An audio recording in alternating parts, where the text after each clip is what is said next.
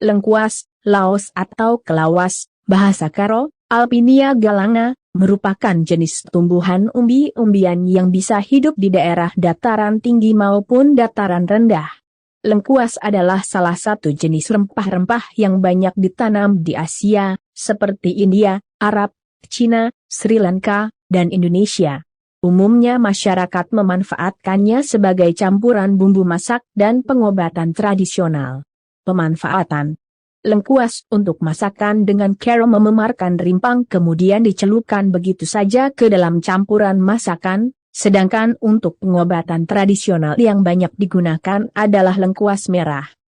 Selain umbinya yang banyak manfaatnya dalam dunia permasakan, lengkuas juga banyak manfaat lainnya seperti air dari batangnya yang digunakan sebagai obat batuk.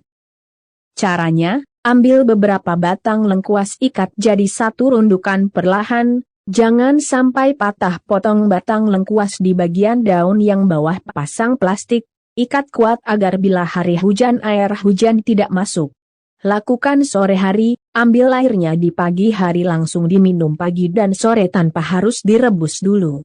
Cocok diberikan pada balita dan semua umur. Sudah banyak yang membuktikan, semoga bermanfaat.